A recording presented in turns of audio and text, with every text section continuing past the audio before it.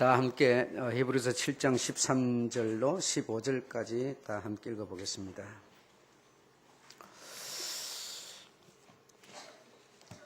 네, 다 함께 읽어보시죠. 13절부터입니다. 시작. 이것은 한 사람도 제단 일을 받들지 않은 다른 지파에 속한 자를 가리켜 말한 것이라. 우리 주께서 유다로 쫓아나신 것이 분명하도다. 이 지파에는 모세가 제사장들에게 관하여 말한 것이 하나도 없고 멜기세덱과 같은 별다른 제사장이 일어난 것을 보니 더욱 분명하도다. 아멘. 여러분들께서 상당히 내용이 어렵고 이해하기 어려운 그런 말씀으로 분별이 됩니다.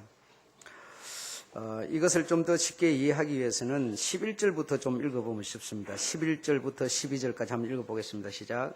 레위 계통의 제사 직분으로는 온전함을 얻을 수 있었다면 백성이 그 아래서 율법을 받았으니 어찌하여 아론의 반차를 쫓지 않고 멜기세덱의 반차를 쫓는 별다른 한 제사장을 세울 필요가 있느뇨. 제사 직분이 변역한즉 율법도 반드시 변역하리니 하면서 이것은 이렇게 표현이 된 것이죠. 그러니까 11절, 12절을 읽지 않으면 13절, 14절이 무슨 뜻인지 상당히 어렵습니다. 그리고 더 또 어려운 것은 하나님의 그 족보라고 하는 것이 언제나 장자라고 하는 계통을 따라서 족보가 흘러내려가고 있습니다. 그런데 우리나라도 마찬가지 언제나 장자를 통해서 씨가 이렇게 흘러가는 것처럼 특히 하나님의 백성 이스라엘에는 이 족보가 내려갈 때 반드시 장자를 통한다라고 하는 것을 우리가 알 수가 있습니다. 그런데 오늘 본문 속에 있는 얘기입니다만은 유다라고 하는 아들은 장자가 아닙니다. 장자가 아니고 셋째 아들이죠. 셋째 아들인데 어떻게 예수 그리스도가 장자를 이 하나님의 세계의 예수가 어떻게 장자가 아닌 셋째 아들을 통해서 오시게 될 수밖에 없었는가?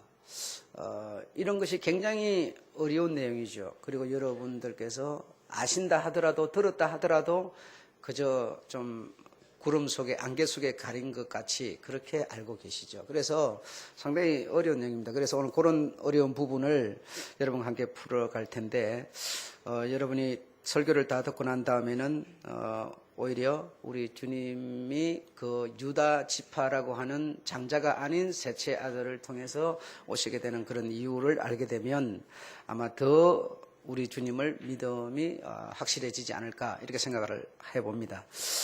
다시 말하면 레위 계통 제사장은 레위 계통, 레위 지파를 통해서 세워지게 돼 있었습니다. 주님께서 모세를 통해서 율법을 내리실 때 그렇게 내렸으니까요. 그래서 이 이스라엘의 12지파가 있는데 거기 레위라고 하는 아들, 그 레위라고 하는 아들을 통해서 만들어진 지파들, 이 족속들, 이들을 통해서 제사장이 되도록 이렇게 했지요. 그래서 제사장은 언제나 레위 지파를 통해서 흘러가게 있었는데, 만약에 레위 지파의 제사장이 온전케 할 수 있었다면, 이 말이죠. 온전케 할 수 있었다면, 그들이 제사를 지내서 드려서 사람이 온전해질 수 있었다면, 여러분이 온전해질 수 있었다면, 또 다른 별다른 제사장을 세울 필요가 있었겠느냐 이 말이죠.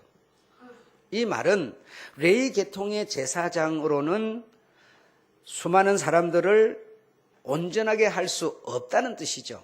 그러므로 온전하게 할 수 없기 때문에 11절에 별다른 제사장, 별다른, 굉장히 의미가 있습니다. 별다른, 그러니까 이들 제사장과는 전혀 다른, 아주 다른, 완벽히 다른 이런 별다른 제사장을 세워야 될 수밖에 없었다라는 뜻이 되는 거죠. 그래서 이 별다른 제사장이 누구인고 하니 우리가 믿는 예수 그리스도라는 겁니다. 그래서 예수 그리스도는 레위 계통의 제사장, 레위 계통의 혈통을 따라서 오신 이가 아니고 멜기세덱의 반차를 쫓아서 오신 분이다라는 겁니다. 예수는. 그러면 멜기세덱은 어떤 분이냐? 예. 7장 1절부터 한번 3절까지 읽어보겠습니다. 다 함께 시작. 이 멜기세덱은 살렘 왕이요 지극히 높으신 하나님의 제사장이라 하여 여러 임금을 쳐서 죽이고 돌아오는 아브라함을 만나 복을 빈 자라. 아브라함이 일체 10분의 1을 그에게 나눠주니라. 그 이름을 번역한 적 첫째 의의 왕이요 또 살렘 왕이니 곧 평강의 왕이요 아비도 없고 어미도 없고 족보도 없고 시작한 날도 없고 생명의 끝도 없어 하나님 아들과 방불하여 항상 제사장으로 있느니라. 멜기세덱은 지금 1절부터 3절까지에 나와 있는 이런 분이라는 겁니다. 그래, 이 멜기세덱은 아비도 어미도 태어난 날도 죽는 날도 없는 항상 제사장으로 하나님의 아들과 방불한 이런 분이라는 거죠. 그러니까 이런 레위 계통의 그 제사 혈통을 지내는 그들이 제사를 지내가지고 누구를 위해서 제사를 지냅니까? 사람들, 백성들을 위해서. 그러니까 이 백성들이 온전해질 수 있었다면 별다른 제사장을 세울 필요가 없었다는 얘기죠. 그래, 별다른 제사장을 세우는 이유는 뭐냐? 레위 계통의 제사로는 사람이 온전해질 수 없다라는 것이죠. 이 말은 여러분이 아주 쉽게 이해를 해버리면 율법을 지키는 이 율법으로는 사람이 뭐 할 수 없다? 온전해질 수 없다라는 얘기죠.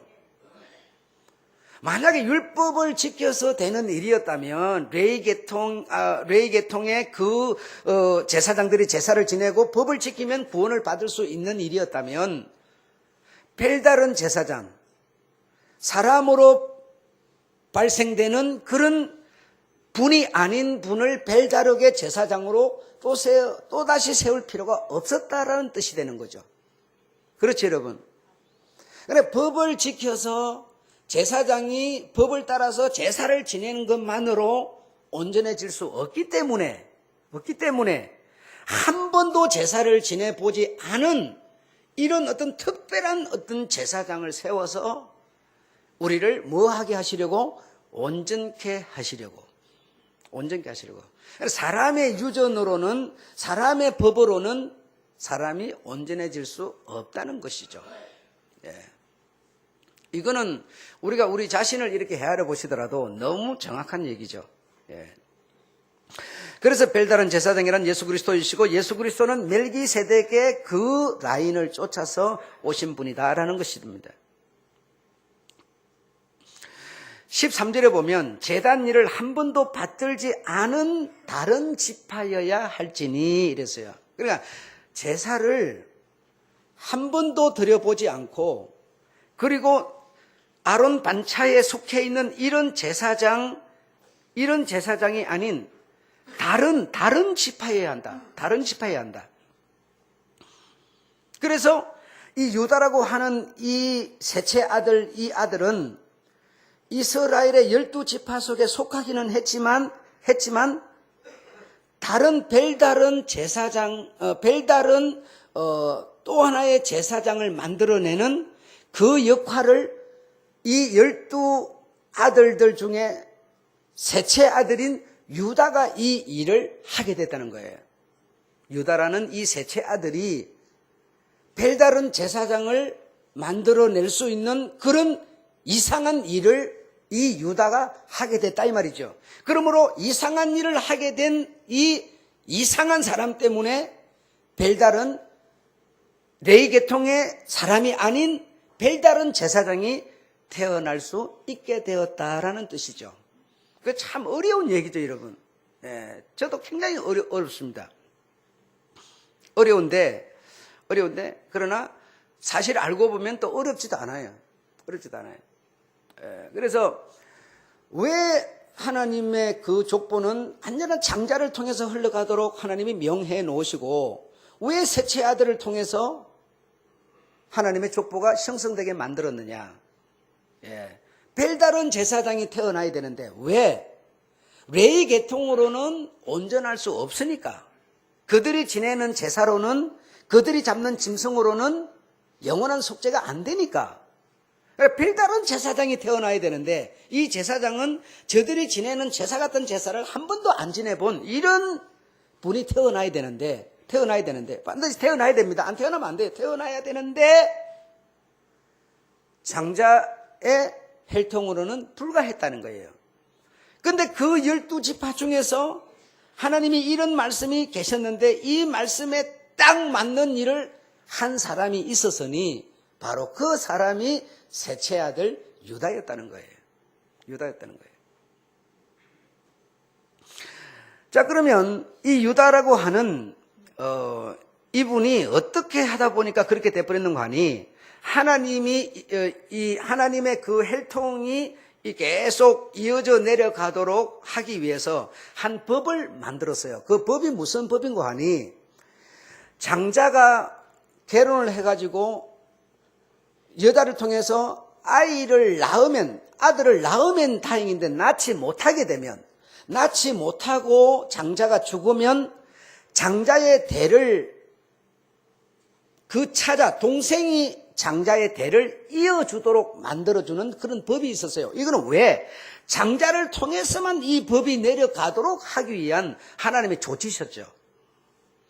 그런데 요 법에 딱 걸려든 사람이 있었으니 유다 가정이 걸려들었는데, 유다가 결혼을 해가지고 아이를 낳았는데, 아들을 셋을 낳았는데 엘과 오난과 셀라라고 하는 세 아들을 낳았어요. 세 아들을 낳아서, 그래서 장자가 이제 아들을 낳으면 이 유다 가문이 쭉 이렇게 이제 내려갈 텐데, 이 장자 엘에게 다말이라는 여자가 시집을 따고 왔는데 아이를 낳지 못하고 엘 장자가 죽어버렸어요. 죽어버리니까 하나님의 법대로 그 다음 동생 오난이 이 다말 형수에게 다시 장가를 들어서 아이를 낳아야 되는 거예요. 그럼 아이를 낳으면 오난의 씨로 가는 게 아니라 엘의 장자의 씨로 간다는 겁니다.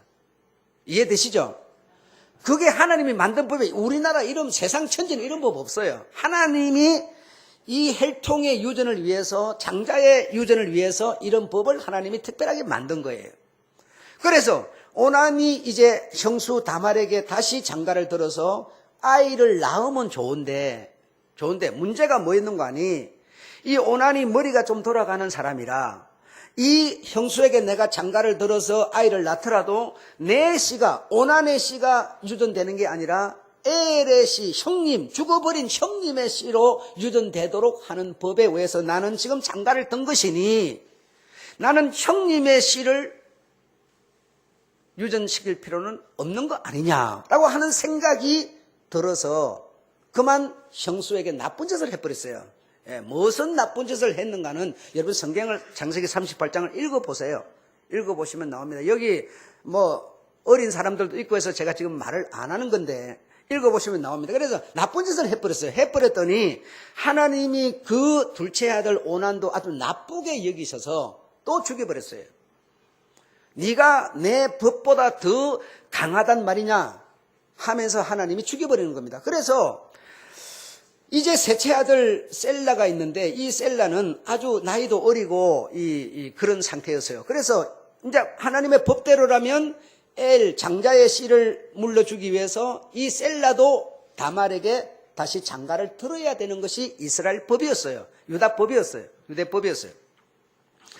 자, 그런데 어쨌든 이 마지막 셋째 아들은 나이가 아주 어리니 장가를 들 수 있는 상황은 아니었어요. 그래서 이 다말을 며느리를 보고 너희 집에 가 있거라. 너희 집에 가 있으면 내 이 셋째 아들이 이 성장하고 자라면 내가 너를 불러서 다시 장가를 들게 해주마.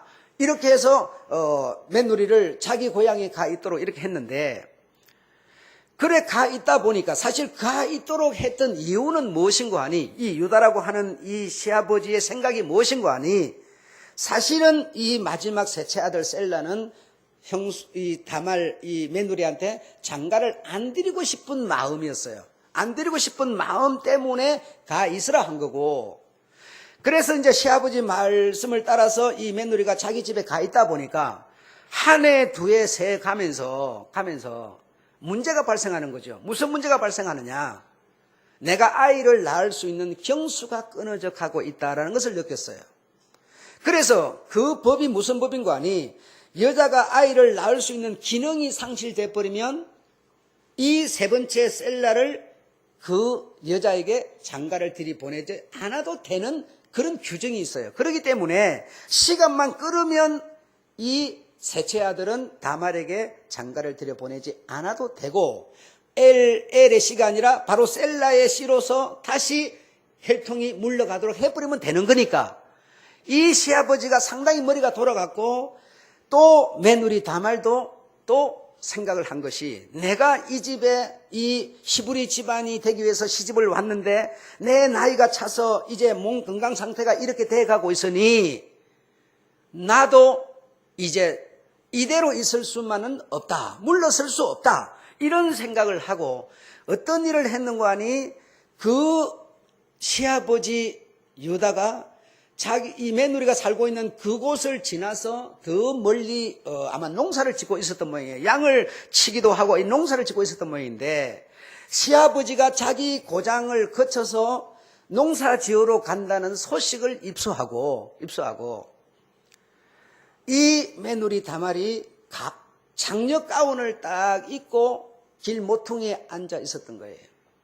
그랬더니 이 시아버지 나이 든 양반이 그곳을 지나가다가 장려 가운을 입고 있는 여자를 딱 바라보고는 내가 오늘 너에게 들어가서 하룻밤 자면 네가 나를 받아줄 수 있겠느냐라고 물어보니까 받아들이지요. 장녀는 다 받아들이는 거 아닙니까? 그러니 내게 들어오십시오라고 이 시아버지와 관계를 맺으려고 지금 이 여자는 그런 행동을 취하고 있었는데 이 시아버지가 그 말을 듣고 딱 들어가서 하룻밤을 지내고 돌아가려고 하니까 그냥 가실 수는 없지 않습니까? 나에게 하룻밤을 나를 품었으니 나에게 보상을 해줘야 되지 않습니까? 하니까 무엇을 해주면 되겠느냐? 예, 도장과 끈과 지팡이를 주십시오. 그랬어요. 그래, 그 시아버지 것을 세 개를 정표를 딱 받아가지고 이제 있었고 시아버지는 돌아가게 됐는데 그 하룻밤 잤는데 그때 하필 무슨 일이 생겼는가 하니 이 며느리에게서 아이가 생겨버렸어요. 아이가 생겼는데도 쌍태가 생겨버렸어요. 그래서 거기서 베레스와 세라가 태어나게 됩니다. 그러니 자 보십시오. 족보가 아주 복잡해졌어요. 이제는 태어나기는 유다의 씨로 태어났는데 그렇죠? 유다의 씨로 며느리에게서 태어났는데 혈통은 어떻게 흘러야 되느냐? 유다 혈통이 아닌 엘이라고 하는 혈통으로 흘러야 되는 것이 하나님의 법이었어요. 이해되시죠? 그래서 예수 그리스도는 유다라고 하는 그 분으로 사람이 아는 대로는 유다 혈통에서 온 것으로 되어 있는데 하나님이 아는 바로는 죽어버린 세상에 없는 엘이라고 하는 후손으로 예수는 오시게 돼 있었어요. 오신 거예요. 그러니 유다는 사실은 자기 씨는 주었지만 며느리에게 주었지만 혈통 족보는 자기와는 아무런 상관이 없는 거예요. 단지 사람이 아는 대로만 유다의 후손으로 되어 있을 뿐이에요. 그러나 하나님의 영으로 봤을 때는 유다와는 또 상관이 없는 혈통이에요. 자, 그래서 오늘 본문에 보게 되면 이것은 한 사람도 제단 일을 받들지 않은 다른 지파에 속한 자를 가리켜 말한 것이라. 우리 주께서 유다로 쫓아나신 것이 분명하도다. 유다로 쫓아서 난 것이 분명하지만 진짜 씨는 유다가 아니라 무호적자인 유다. 유다의 씨이지만 사실은 호적은 유다와 상관이 없는 그런 분이 누구라? 예수 그리스도라는 거예요. 예수 그리스도라는 거예요. 참 족보도 우습고 듣기도 우습고 민망스럽고 그렇죠. 그래서 이런 사실이 참 성경 속에 숨어있는 진리인데 아주 세상에도 없는 이런 부끄럽고 창피한 그런 걸 갖다 성경에다 써놓고 그걸 말할 수도 없고 안 할 수도 없고, 그러니까 이 다말이라고 하는 며느리를 장녀로 만들어버리고 장녀의 얘기를 교회에서 할 수 없다 해가지고 입을 닫아버리는데, 히브리서에서는 정확하게 이런 내용을 지금 짚어서 예수 그리스도의 오시는 길을 정확하게 이 유다가 한 그 행동 때문에 성경이 이루어졌고, 그 유다가 한 행동 때문에 별다른 제사장이 멜기세덱의 반차를 쫓아서 예수 그리스도가 오시는 길을 마련해놓고 있는데도 이 모든 내용들을 감추어버리는 것이죠. 숨겨버리는 것이죠. 그래서 예수 그리스도는 저들 지파에 속하지 않은 별다른 지파에서 오셨음을 믿으시기 바랍니다. 누구 지파? 유다의 장자 엘의 지파. 근데 그 엘의 지파는 실제로 존재하지 않는 지파예요. 그러니까 별다른 지파라니까요. 사람이 그 레위 계통을 통해서 장자에게 이 제사권을 물려주고 이렇게 해서 오신 예수 제사장이 아니라 별다른 제사장으로 오셨다니까요. 이 특이한, 이 사람으로 이해될 수 없는 이런 제사장으로, 별다른 제사장으로. 왜 그래 했느냐? 사람 레위 계통이 지내는 그 제사법으로는 뭐 할 수 없으니까? 온전할 수 없으니까. 그러니까 온전하게 하기 위해서는 이런 별다른 제사장이 태어나야만 했던 거예요. 다시 말하면 율법으로는 사람을 온전하게 할 수 없으니 율법을 온전히 다 이룬, 율법보다 더 크신 이 예수가 태어나야만 했던 거예요. 그런데 이 예수가 레위 계통을 통해서 나타나면, 레위 계통 중에 하나가 돼버리면 우리를 어떻게 하지 못해? 온전하게 할 수가 없어. 그래, 온전하게 하려니까 단번에 제사를 드려서, 이것도 한 번, 두 번, 세 번 달고 단번에 드려서 완전히 만들어버려야 되니까 별다른 제사장이 필요했던 겁니다. 그분이 여러분이 믿으시는 어린 양이신, 한 번 드려보고 좀 숙달돼 가지고 드린 제사가 아니라 단번에 드려버려서 단번에 어린 양으로서 제사를 드려서 우리를 온전하게 만들어버리신 우리 주 예수 그리스도. 예. 이분이 이 세상에 율법을 쫓아서 온 것이 아니라, 어떤 그 계통에 의해서 온 것이 아니라 별다르게 오셨어야 했기 때문에, 이 별다르게 오도록 하는 역할을 누가 했는가니? 누가요? 유다가 했다는 겁니다.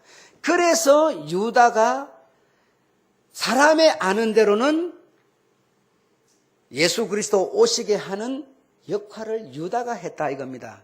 장자가 한 것이 아니라 셋째 아들 유다가 하게 된 것이다 이것이죠.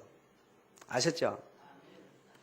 그러니까 여러분이 누구와 대화를 하더라도 이제, 아니 우리 예수 하나님은 족보 혈통을 그렇게 중시 여기신다면서 왜 장자가 아닌 제 3번째 아들을 통해서 이렇게 오셨을까? 그래, 예수 그리스도는 유다 혈통이라고 이렇게들 지금 말하잖아요. 이스라엘 그러면 유다. 여러분 지금 여러분 이스라엘 그러잖아요. 여러분 이스라엘이라고 하는 게 뭐냐? 12지파 중에 누구를 보고 이스라엘이라고 하는 거 아니? 유다 지파를 보고 이스라엘이라고 하는 거예요. 11지파를 보고 이스라엘이라고 하는 게 아니고, 그러니까 이스라엘의 왕으로 예수가 오셨으니 유다 지파로 왔다는 거 아닙니까? 그럼 어째 셋째 아들로 태어나는, 이게 뭔가 풀리지를 않아요. 오늘 이런 내용을 모르면 이 성경은 풀어질 수 없는 것이죠.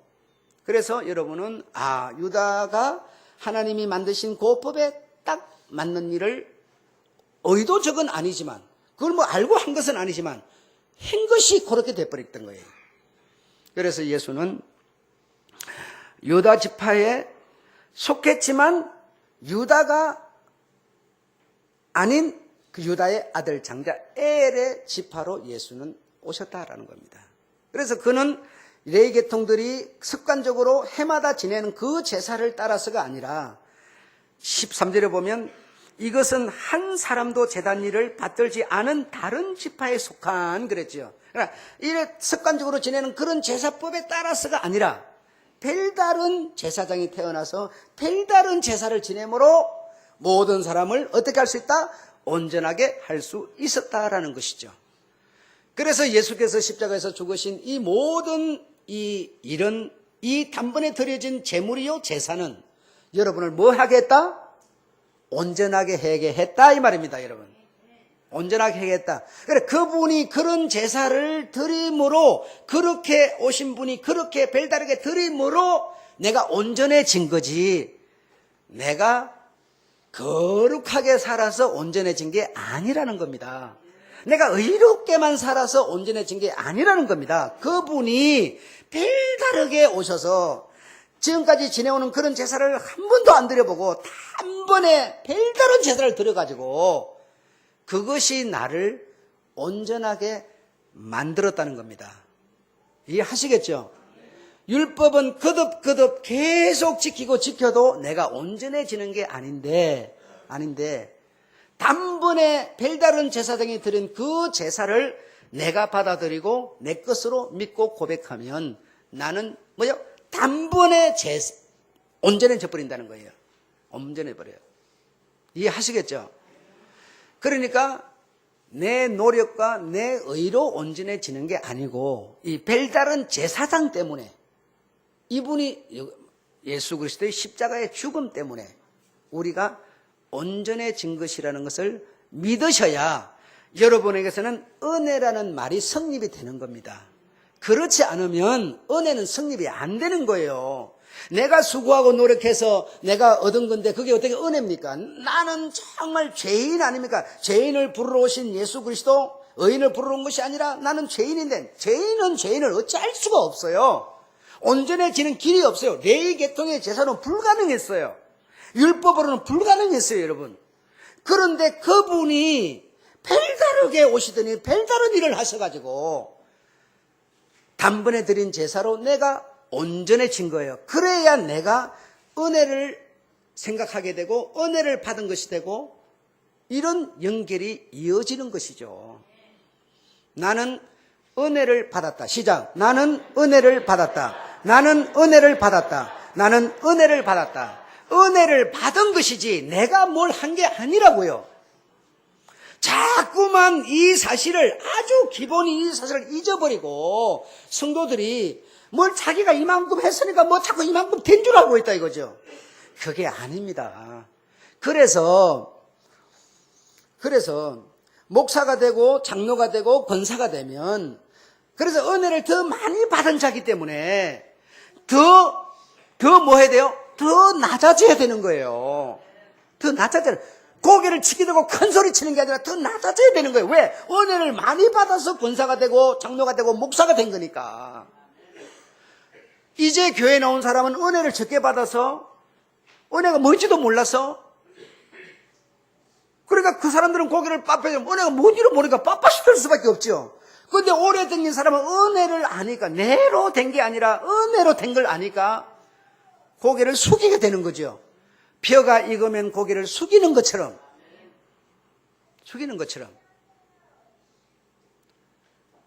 정부의 대통령이 권력을 엄청나게 갖고 있잖아요.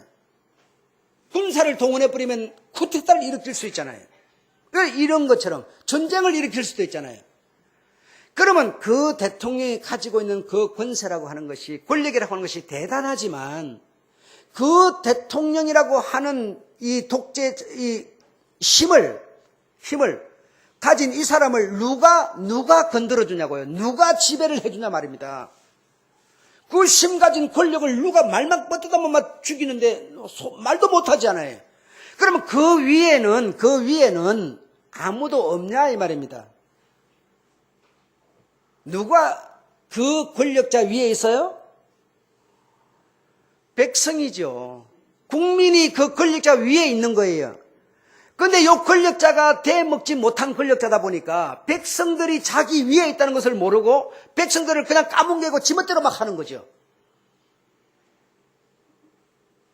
그 백성들을 얕잡아보고 우습게 여기고, 힘 없는 사람은 잡아다 감옥선에 쳐놓고 힘 있는 사람은 대충 풀어주고 막 이런 짓을 하는 거죠. 이 백성과 국민은 권력 위에 있는 겁니다. 모든 이 통치권자의 힘과 권력은 국민으로부터 나오게 돼 있는 거예요. 대통령으로부터 나오는 게 아니에요, 여러분. 이것을 다시 교회 속으로 끌어 들어오게 되면 목사나 장로나 권사가 가진 그 권력, 이 권력은 어디로부터 나온다고요? 성도들로부터 나오는 거예요. 그래서 우리 주님은 어디 계시뇨? 우리 주님은 어떻게 보시뇨? 어떻게 말씀하시뇨? 주님은 성도를 통해서 세상을 보고 있는 것이고, 성도를 통해서 세상에 말을 하고 있는 것이고, 세상을 통해서 주님은 통치를 하고 있는 것이죠. 이런 것을 우리가 잊어버린다면 목사니까 지멋대로 하려고 그럴 거예요. 그렇죠? 성도 여러분이 목사 위에 있다는 생각을 목사는 안 하는 거예요. 그래서 내가 이번에도 목사들과 토론이 이 안식년이라고 하는 것 때문에 내가 토론을 했는데, 목사가 안식년을 지킨다고 그러면 쉰다면 1년 동안 쉰다면 성도도 쉬어야 되지 않느냐 그랬어요. 성도는 안 쉬고 성도는 계속 충성하고 봉사하고 헌금하고 일 다 하라 그러면서 목사는 무조건 쉬어야 된다고 말이 됩니까? 목사 위에 성도가 있는 겁니다. 성도 없으면 목사 없는 겁니다. 성도가 목사를 청빙하지 않으면 목사는 필요 없는 겁니다. 그러므로 이 법에 의해서 목사가 꼭 쉬어야 되는 거라면 성도도 쉬어야 됩니다. 성도는 죽을 때까지 충성하고 목사는 쉬라고 성경에서 가르친 적이 어디 있습니까?